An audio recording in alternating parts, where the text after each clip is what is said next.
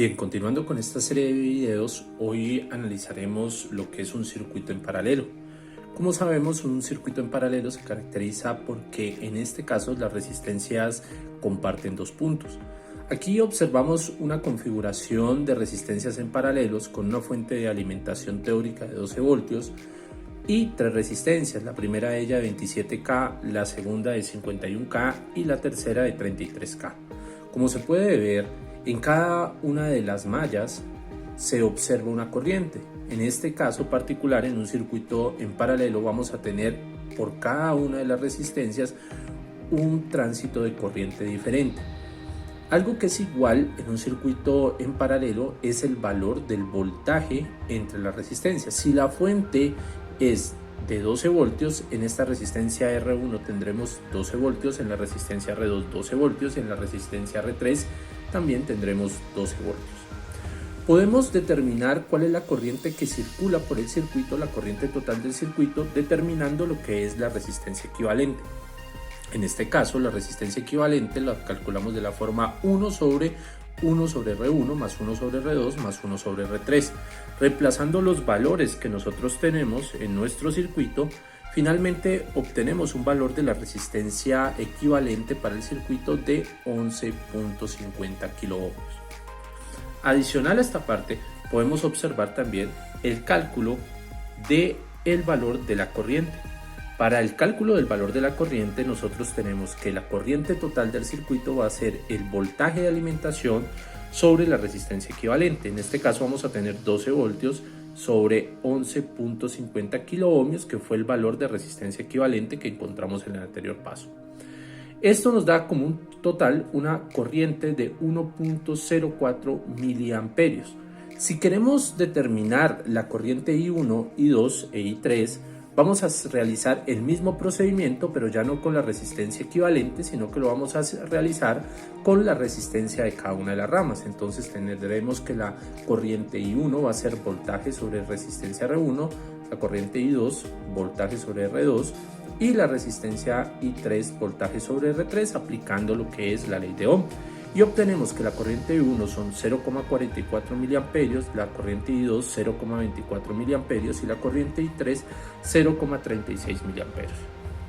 Haciendo uso de las leyes de Kirchhoff para la corriente, tenemos que la corriente total va a ser la suma de las corrientes individuales en cada una de las resistencias. Esto nos da un total de 1.04, como se observa acá, que coincide con la corriente total que calculamos a través de la resistencia equivalente. Bien, pasando a la parte práctica, tenemos un conjunto de resistencias en paralelo con los mismos valores teóricos que teníamos en nuestro circuito explicado. La primera resistencia de 27 kiloohmios de código rojo, violeta, naranja. La siguiente resistencia R2 de 51 kiloohmios, que es verde, café, naranja, y finalmente una resistencia de 33 kiloohmios que es de configuración en colores naranja, naranja, naranja.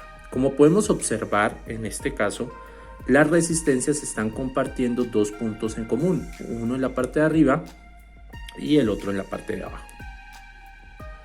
Bueno, pasando a la medición de la resistencia equivalente, en este caso vamos a tomar nuestro multímetro, lo vamos a pasar a resistencias. Habíamos dicho que nuestra resistencia equivalente era del orden de los 11.5 kiloohmios, y lo que vamos a hacer es medir la resistencia entre el punto inicial y el punto final.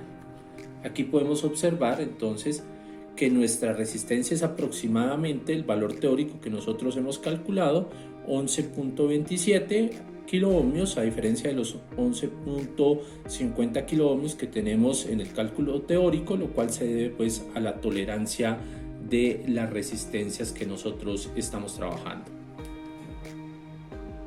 Bien, ahora vamos a observar qué sucede con el voltaje en cada una de las resistencias. Para tal motivo vamos a pasar nuestro perillero del multímetro a, en este caso, medición de voltaje a 20 voltios, porque la fuente de alimentación va a tener un valor de 12 voltios. Vamos a medir, en este caso, cuáles son los voltajes, ¿sí?, que nosotros tenemos en cada una de las resistencias para confirmar que este voltaje es igual al voltaje de la fuente. Como lo podemos observar, en este caso tenemos para la primera resistencia 12.17 voltios, para la segunda resistencia tenemos el mismo valor, aproximadamente 12.17, y para la tercera resistencia tenemos el mismo valor. Un poco debido al movimiento que se está generando podemos ver esa diferencia, pero están los 12.17 voltios, lo cual confirma que en un circuito en paralelo el voltaje en cada una de las resistencias es el mismo voltaje de la fuente. Bien, ahora lo que vamos a hacer básicamente es realizar la medición de corriente. Como lo hemos explicado en anteriores circuitos, debemos de cambiar la hornera de color rojo hacia el punto de medición en miliamperios. Lo primero que voy a hacer es abrir el circuito desde la fuente.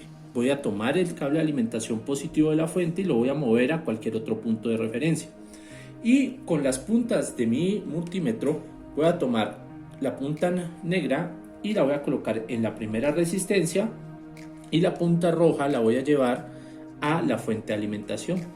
Esto nos debe dar como resultado, ¿sí?, el valor de nuestro voltaje, nuestra corriente que está circulando por todo el circuito. De forma teórica habíamos observado que esta corriente era del orden de 1.04 miliamperios. En el caso especial de nuestro circuito, debido a las tolerancias, estamos registrando un valor de 1.08, 1.09. Posteriormente, lo que voy a realizar es abrir cada una de las resistencias y medir la corriente que circula por cada una de ellas. Inicialmente voy a tomar la primera resistencia y voy a abrir el circuito colocando el pin de entrada en cualquier parte de nuestra protoboard que no tenga o no comparta un punto común con nuestro sistema. Voy a hacer un acercamiento en este caso para que se pueda observar cómo he hecho ese cambio en nuestro circuito. Posteriormente lo que voy a hacer es la medición, ¿sí?, de nuestra corriente teniendo en cuenta estos parámetros. Y la corriente debe coincidir con los valores que nosotros tenemos. Entonces ya abrimos el circuito en la primera resistencia, tomamos el punto positivo a la fuente de alimentación y el negativo a nuestra primera pata de la resistencia, y con esto observamos que la corriente que está circulando es del orden de 0.46 miliamperios. En el caso teórico teníamos 0.44. Para el caso de la resistencia número 2 hacemos el mismo procedimiento, abrimos el circuito moviendo la pata de la resistencia a un punto de nuestra protoboard que no tenga ninguna conexión con el circuito que nosotros tenemos, y colocamos nuestra punta positiva en la fuente y nuestra punta negativa en el circuito. En este caso, como ustedes pueden observar, tenemos una corriente de 0.24 miliamperios, la cual es idéntica a la corriente calculada teóricamente de 0.24.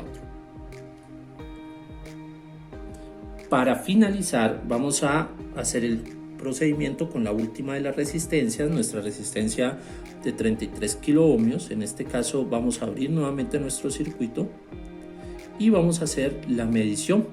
Tomamos nuevamente como referencia el positivo de la fuente y medimos nuestro pin.